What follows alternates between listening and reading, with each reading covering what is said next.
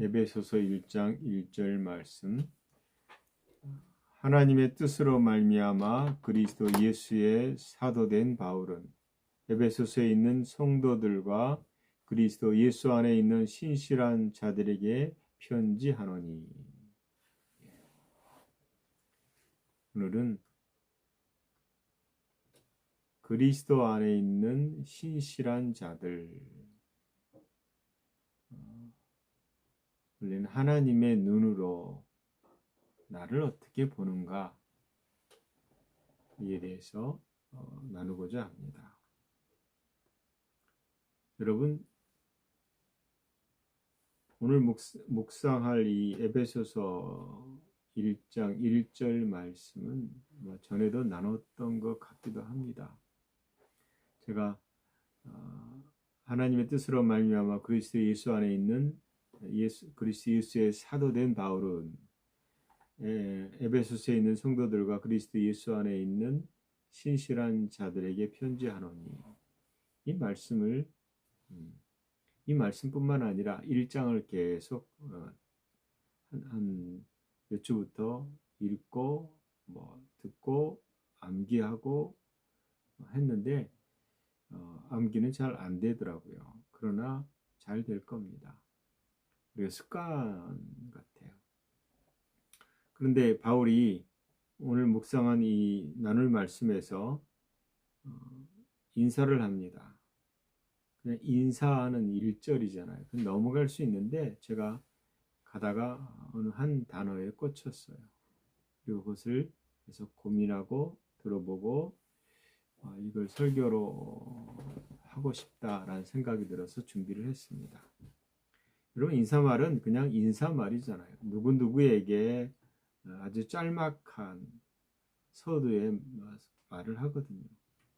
그런데 바울이 1장 1절에서 말한 그 구절에 아주 깊은 복음의 의미가 담겨 있다라는 생각을 했습니다. 바울이 성도들에게 편지를 쓸 때 건넸던 첫 마디가 무엇인지를 주목할 필요가 있다라는 생각을 했습니다. 여러분, 에베소 교회에게 편지를 일단 1차 수신자잖아요. 그리고 그리스도 안에 있는 모든 자들이에요. 바울이 모든 자들이나 에베소 교인들을 향해서 뭐라고 불렀습니까? 늘 분열하고 싸우고 그리고 부족한 자들, 아직 자라야 되는 자들 이렇게 부르지 않았습니다. 실망스러운 부분이 한둘이 아니다라고도 말하지 않습니다. 성도라고 부르고 그리고 신실한 자들이라고 바울이 언급합니다. 이게 우리가 주목해야 될 복음의 첫 음절이란 생각을 했습니다. 여러분, 에베소 교회가 완벽했느냐? 절대 그러지 않습니다. 에베소 교회 역시 죄와 싸우고 연약한 씨름을 하고 세상과 갈등하는 평범한 사람들이 구성된 곳입니다.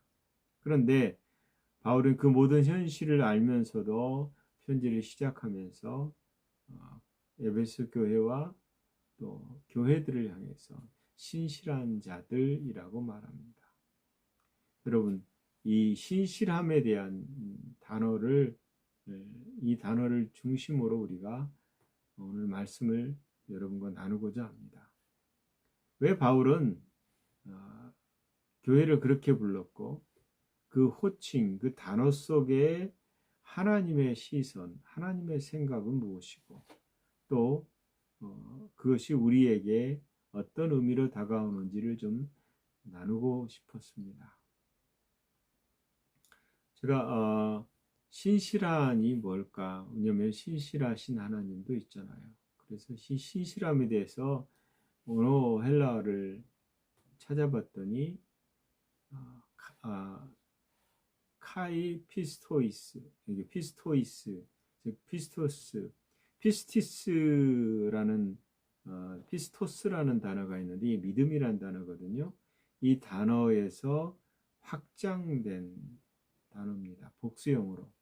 그래서 첫 번째는 믿는 자들, 그리스도를 신뢰하는 자들, 그 다음에 그분의 복음을 자신의 삶의 기반으로 자리를 잡고 있는 자들이라는 뜻이다. 두 번째는 신뢰할 만한 자들이다. 신실한 것이 그들의 삶이 하나님과 관계 속에서 일관성을 갖고 있다라는 의미가 있습니다. 세 번째가 충성된 사람들. 신실한 사람은 믿는 사람이고 신뢰할 만한 사람이고 충성된 사람이다. 흔들리는 세상 속에서도 그분을 향해서 방향을 고정시키고 있다라는 의미에서 충성된 사람이다라는 겁니다. 그래서 이 세 가지 의미를 제가 얘기했잖아요. 믿는 사람, 신뢰할 만한 사람, 충성된 사람은 하나의 뿌리입니다. 피스토스는 페이도, 설득하다, 확신시키다, 믿다라고 말하는 단어에서 파생된 단어입니다. 즉 피스토스는 설득당한 사람. 무엇에 설득당한 사람일까요? 예수 그리스도의 복음에 설득당한 사람.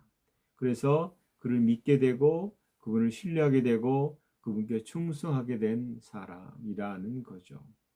그래서 신실한 사람, 신실한 그리스도인이라는 말은 예수 그리스도의 복음에 설득당해서 그분을 믿고 신뢰하고 끝까지 따르는 자, 이게 맞다라는 생각을 했습니다.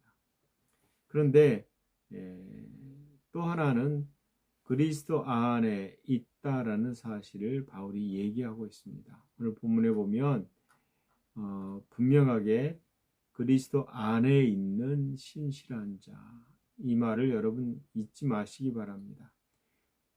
신실한 자가 어떻게 신실한 자가 되느냐? 그리스도 안에 있기 때문입니다.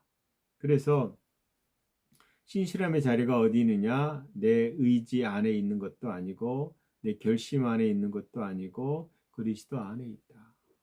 신실함의 근거는 인간의 도덕적 성취가 아니라 그리스도 안에 있는 그 위치에, 그리스도 안에 위치에 있는 사람, 위치에 있는 자, 이게 바울이 말하는 바울의 복음의 핵심이다. 그래서 1장 1절에서 이미 복음에 대한 핵심을 바울이 던진 것입니다. 즉 우리가 그리스도인들은 그리스도 안에 있고 그 안에서 정체성이 발견되고 모든 그리스도인들은 항상 그리스도 안에서 존재한다. 그래서 그분의 삶에 오는 모든 속성을 예수 그리스도 안에 있는 모든 속성을 그대로 받은 자가 신실한 자입니다. 여러분 바울이 아레오바고에서 설교할 때 뭐라고 얘기했냐면 우리가 그를 힘입어 살며 기동하며 존재한다. 예수 그리스도를 힘입어서 움직이고 살고 있다라는 거죠. 살고 움직이고 존재한다. 즉 기동한다라는 말은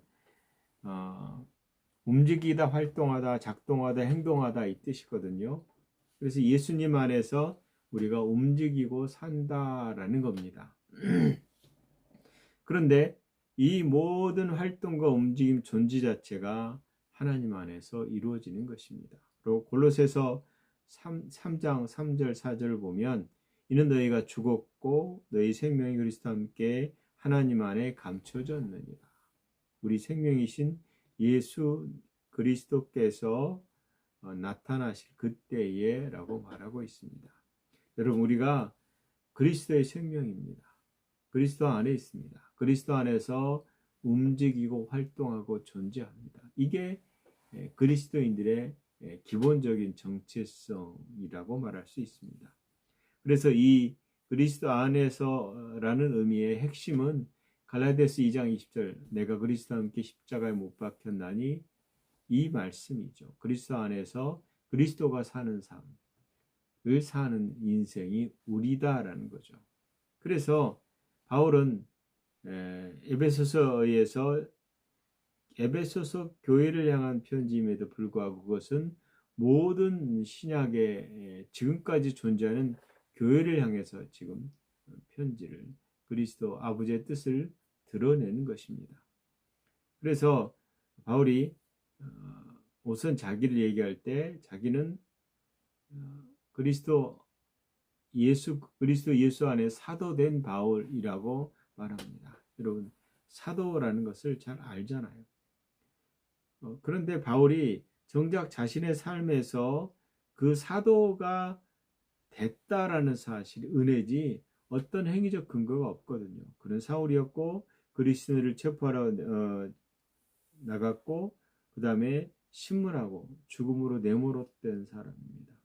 시드반이 돌에 맞아 죽을 때 그 옆에서 그 옷을 맡았던 사람입니다.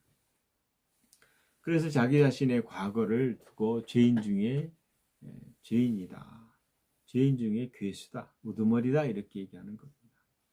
그런데 그가 복음에 붙들리고 예수 그리스도를 만났을 때 그가 사람들을 바라보는 시각이 완전히 바뀌었다라는 거예요. 바울이 에베소 성도들의 과거를 알고 있었습니다. 그는 에베소에서 3년 가까이 사역했다라고 사도행전 20장 31절에 나옵니다. 그래서 그들이 어떻게 살았는지 어떤 죄의 역사 속에 살았는지도 목격했던 사람입니다. 에베소가 어떤 곳입니까? 아데미 여신의 숭배의 중심지입니다. 우상과 마술과 방종이 가득한 곳입니다. 1세기 때 제가 관련한 문서가 있는 책을 읽어보면서 뭐 지금 저 어렸을 때랑 느낌이 똑같다는 생각을 했는데 정말 많은 신들이 있습니다. 제가 어릴 때는 귀신들을 섬겼죠. 장독 때 어디를 가든 귀신들이 붙어 있어요. 그리고 그것을 위해서 제사도 지내고 달래기도 하는 것을 많이 봤는데 일단 예수 그리스도의 복음이 없는 곳에는 여러 가지 신들을 사람들이 섬깁니다. 아무리 똑똑한 사람들이라도 이 종교성 안에서 고목나무에다가 빌고 놀러가서 어디다가 빌고 이러고 앉아 있잖아요. 그래서 그런 상태의 사람들이 그리스도인으로 불리고 나면 바울은 그들을 향해서 신실한 자들이라고 말했다라는 겁니다. 이거는 단순히 이렇게 립 서비스가 아닌 게 기교도 아니고 바울이 복음을 통해서 얻게 된 새로운 인식이에요. 예수를 믿고 나자 바울의 인식이 새로 바뀌었던 거죠.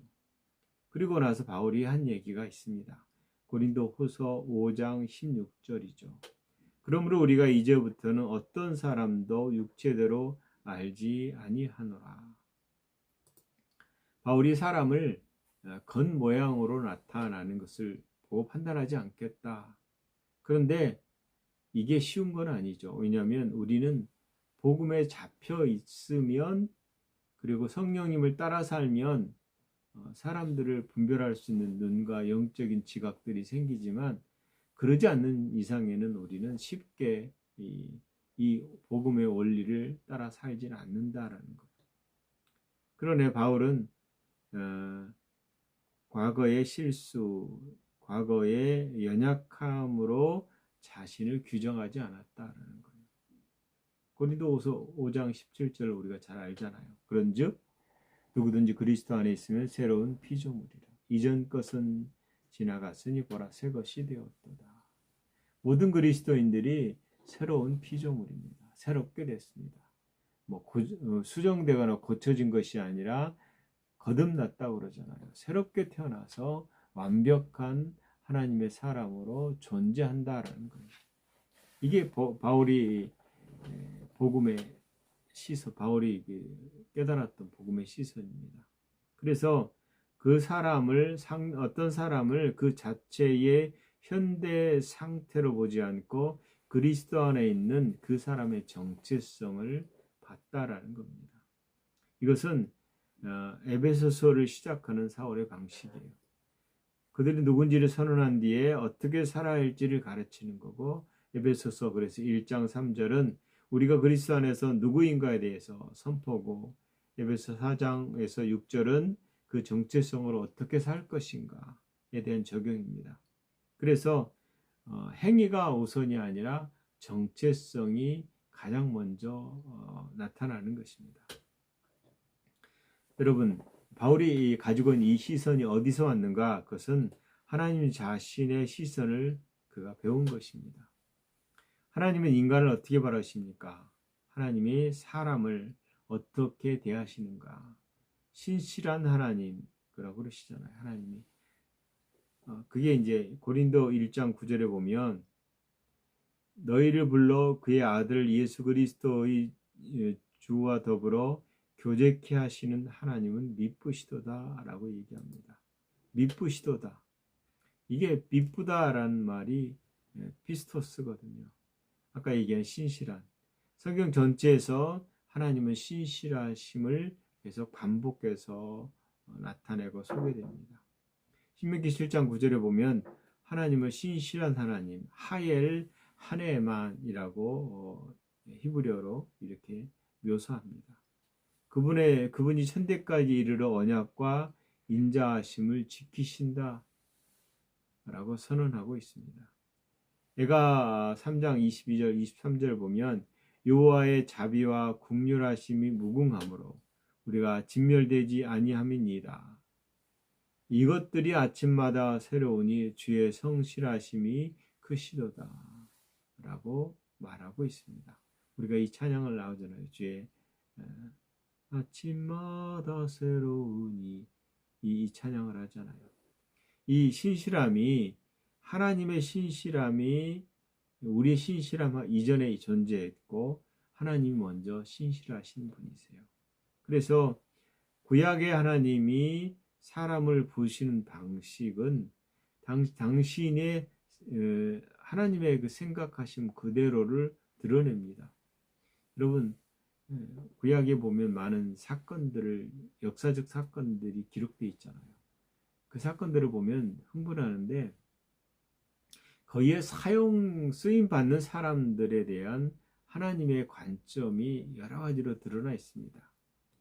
여러분 기드온을 향해서 하나님 뭐라고 그랬어요? 그는 겁쟁이였어요.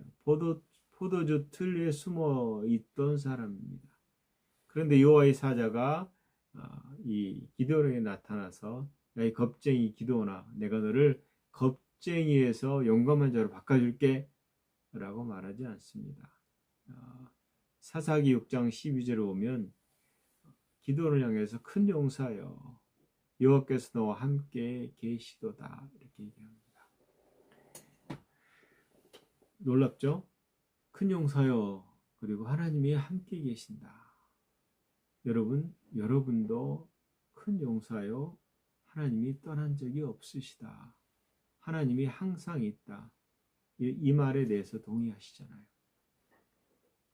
기도는 큰 용사가 아니었고 두려움에 떨며 숨었던 사람입니다. 그런데 그를 향해서 큰 용사라고 부르셨다라는 거죠.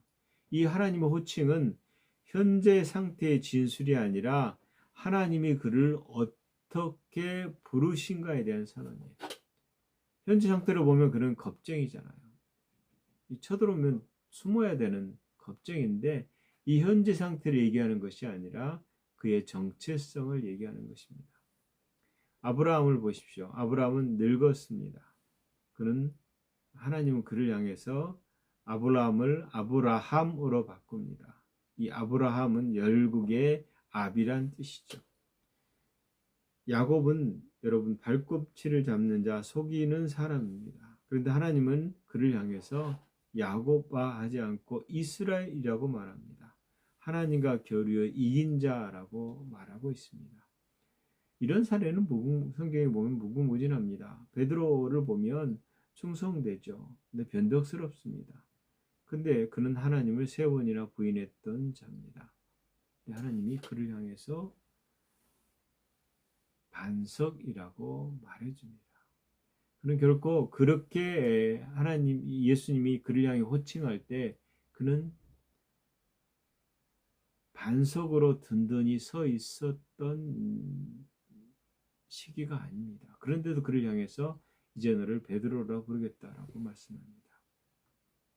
그래서 하나님의 부르심과 호칭, 이 선언은 현재 상태가 아니라 은혜로 빚으실 때에 나타내는 그 미래를 선언하신 것입니다. 이게 하나님이 우리를 보시는 방식이다라는 거죠. 하나님 우리를 볼 때 우리가 실패할 때 목록을 살펴보고 이놈이 뭘 잘못했지 라고 하는 염라대왕이 아니다라는 거예요. 하나님은 흉악한 과거를 두고 판단하지 않으신다. 뭐예요? 그리스도 안에 있는 우리를 보신다. 그리스도 안에서 우리의 정체성으로 우리를 부르신다라는 겁니다. 그래서 로마서 8장 우리가 잘 아는 1절 그리스도 안에 있는 자에게는 결코 정죄함이 없나니라고 말씀하는 겁니다. 하나님의 시선은 정죄의 시선이 아니라 그리스도 안에서 의로움을 인정하는 시선입니다. 누구든지 그리스도 안에서 떳떳하게 서려고 하는 설 수 없습니다. 우리의 죄의식 때문에. 그런데 성경은 설 수 있다라고 말합니다. 얼마나 당당한 존재인지. 그것은 너의 의로움이 아니라 너의 거룩이 아니라 그분의 거룩, 그분의 의로움 때문에 하나님 앞에 설 수 있다라고 말하는 것입니다. 여러분, 그래서 그리스도 안에 있는 우리의 생명은 그분이 우리를 낳으시고 그분이 우리를 거룩하게 하셨다. 생각해 보십시오. 하나님이 우리를 낳으실 때 당신의 자녀로 낳으시지 다른 자녀로 그러니까 뭐 사단의 자녀든 원숭이의 자녀든 그런 정체성을 갖지 않게 하십니다. 하나님의 본성으로 태어난 자, 하나님의 성품에 속한 자, 그분의 성품이 우리의 성품이 되고 그분의 생명이 내 생명이 되고 그 생명으로 살아가는 자로서의 우리에 대해서 하나님이 그렇게 보신다라는 겁니다. 그 말은 뭐냐면 우리가 신실한 삶을 살고 있다라는 것과 좀 별개입니다. 성경이 말하는 신실함은 완전함이 아닙니다. 다윗을 보십시오. 그가 간음하고 살인을 교사하고 인구조사에 죄를 범하고 압살롬의 반역도 맞지 못했습니다. 그런데도 성경 그를 가리켜 하나님 마음에 합한 사람이라고 말합니다. 이것이 뭘 의미할까요? 그가 완벽했기 때문에 말하는 것이 아니라 넘어졌을 때도 다시 하나님께 돌아왔기 때문입니다. 그게 시편 51편 전체가 그 증거일 겁니다. 다윗이 무너졌지만 무너진 채로 하나님을 향해 손을 뻗었다라는 거예요. 이게 뭐냐면 예수님이 지극히 작은 것에 충성된 자는 큰 것에서도 충성되고 라고 말했습니다. 이 충성된 자가 앞에서 얘기한 피스토스, 주님이 요구하시는 것은 완벽한 실적이 아니라 작은 것에 대한 성실한 사람이다 라고 지금 얘기하는 겁니다. 충성됐다라는 것은 바로 이런 부분에서 신실하다, 미쁘시다라는 거죠. 그래서 죽도록 충성하라라는 서문화 교회를 향해서 말할 때도 이 죽도록 피스토스 하라 이렇게 말하는 것입니다. 그래서 우리가 죽음의 위기에서도 하나님을 붙들고 있어야 되는 것입니다. 우리는 디모데후서 2장 13절에 우리는 믿음이 없을지라도 우리는 충성됨이나 신실함이 없을지라도 주는 항상 미쁘시니 자기를 부인할 수 없으려니와. 이 말을 잘 생각하십시오. 예수님은 항상 미쁘십니다. 우리는 믿음이 없을지라도 그분의 믿음으로 그분의 믿음으로 살아가는 존재가 되어버린 것입니다. 그래서 우리가 신실하지 못할 때 주님은 신실하십니다. 왜일까요? 자기를 부인할 수 없기 때문이죠. 하나님의 신실하심은 우리의 행위에 달려있지 않다라는 겁니다. 그것은 당신의 본성에서 흘러나오는 것입니다. 그래서 우리의 신실함은 하나님의 신실함이 우리 안에서 나타난 열매다라고 말할 수 있는 것입니다. 여러분, 우리가 신실함에 대해서 얘기하지만 신실한 자가 될 수 있는 것은 우리의 강한 의지도 아닙니다. 먼저 신실하신 하나님 우리를 붙드시기 때문이고, 빌립보서 1장 6절은 이 진리를 이렇게 표현합니다. 너희 안에 착하신 일을 시작하신 이가 그리스도 예수의 날까지 이루실 줄을 우리가 확신하노라, 이렇게 얘기합니다. 여러분, 신앙은 그 시작이 하나님이시고 그리고 완성도 하나님이십니다. 우리가 그 사이에서 그분을 붙들고 그 신실함에 대해서 우리가 찬양하고 경배해야 될 것입니다. 신실함은 완전함이 아니다라는 사실입니다. 여러분, 넘어져도 다시 손을 내미는 것, 의심이 올 때에 주님 앞에 가져가는 것, 연약함을 드러내면서도 그분을 놓치지 않는 것, 그것이 신실함입니다. 나를 근거해서 그분께 우리의 신실함을 주장하는 것이 아니라 우리의 불합리하고 부도덕적인 그것이 아니라 그분의 신실함을 내 것으로 여기는 삶입니다. 그렇죠. 그분의 삶을 살아가도록 내가 죽는 것이죠.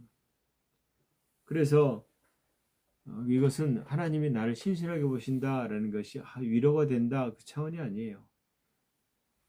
하나님이 보시는 삶에서 우리의 삶의 방향과 에너지, 이 힘의 삶이 바꿔야 된다라는 거예요. 이게 이제 무슨 효과냐면 신약에서 밀그말리온이라는 효과입니다. 하나님이 나를 신실하게 여기시고 그래 나도 신실하다라고 말하는 것. 즉 이게 이제 어떤 개념이냐면 교사가 학생에게 너는 성장하고 가능성이 있다. 이 학생들이 다양하잖아요. 좀 모자람 있는 학생, 아주 뛰어난 학생, 중간 단계 학생들이 참 많거든요. 제가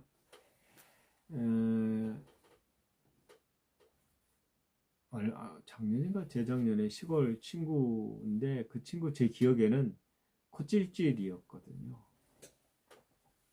좀 약간 이렇게 똑똑하다는 생각이 없었던 친구였어요. 근데 이 친구가 인천대인지 정확하게 지금 기억이 안 나는데 교수를 하고 있더라고요. 무슨 말이냐면 내가 생각했던 것과 다르게 잘 삶을 살았던 친구죠. 근데 만약에 아까 밀그말리온이라는 효과가 뭐냐면 선생님이 학생을 개개인을 향해서 끊임없이 칭찬하는 거예요. 너는 이런 거 잘하네, 이거 할 수 있을 것 같아 라는 것을 들으면 그 들은 것을 가지고 어떤 자기의 정체성이 세워지는 거죠. 그래서 그 기대를 가지고 살아간다라는 거예요. 이게 뭐냐면 오늘 본문의 말씀에 신실한 자라고 말할 때 그것은 하나님이 우리를 향해서 우리의 존재를 향해서 말씀하시는 진리거든요. 세상에서도 심리학에서 그런 밀그말리온이라는 효과를 통해서 성장하듯이, 즉 하나님의 호칭은 훨씬 풍성합니다. 하나님 우리를 향해 신실한 자라고 부를 때 그것은 기대를 얘기하는 게 아니거든요. 그것은 사실을 얘기하는 것입니다. 그리스도 안에서 실제의 선언이다. 그리고 동시에 우리 삶 속에서 그것이 이루어지게 하시는 역사다라는 거예요. 하나님이 신실하다라고 말한 나는 그것이 신실한 것은 정체성에서 있지만 그것을 드러내게 하는 삶, 그 삶을 살아가도록 하는 것이 또 우리의 몫이기도 합니다. 왜냐하면 하나님이 선언하신 것은 사실이고 진리고 이루어지는 거예요. 빛이 있으라 라고 말할 때 빛이 있었습니다. 있으라 하면 그대로 되니라. 근데 그분의 말씀을 우리 마음에 두고 우리 입술을 통해서 선포하게 하시는데 너는 신실한 자다. 아멘. 받아들이고 나서 나는 신실함을 드러내는 자로 사는 것입니다. 그래서 이 방식이 하나님의 시선이 우리가 예배할 때든 사람을 볼 때든 심지어는 나를 바라볼 때든 그 시선을 바꿔야 된다는 거예요. 바울이 분명히 아까 얘기하는 고린도후서 5장 16절에 그러므로 이제부터는 우리가 어떤 사람도 육체대로 알지 아니하노라. 비록 우리가 그리스도도 육체대로 알았으나 이제부터는 그같이 알지 아니하노라. 복음이 우리의 눈을 고치면 우리의 시선이 현재 상태가 아니라 그리스도 안에서 누구든 내 자신이든 바라봐야 된다라는 거예요. 그게 공동체를 살아가게 하는 시선이다라는 겁니다. 이게 이제 정말 중요한 것 같아요. 제가 최근에 우리나라에 일어나는 일들을 보면서 좀 궁금해지는 게 하나 있습니다. 물론 저 자신을 향한 것도 있을 수 있는데요. 선관위 문제는 오래전부터 나왔습니다. 선관위 여러분 이 선거를 앞두고요. 선관위에 있던 직원 중에 176명이 휴직을 합니다. 중요한 때 항상 그래왔다고 그러더라고요. 그리고 이번에 부정선거와 관련된 얘기가 나오는데 이거는 한두 번 일어나는 게 아니잖아요. 생각해 보십시오. 자꾸 본투표 말고 미리 투표하는 것을 자꾸 독려하잖아요. 근데 그 투표의 결과는 항상 민주당이 유리한 게 항상 결과들이 나와요. 동일하게 나와. 이건 있을 수 없는 일이잖아요. 근데 제가 더 궁금했던 것은 그런 의혹이나 의미스러운 데에 일하는 사람들의 그리스도인들이 없는가?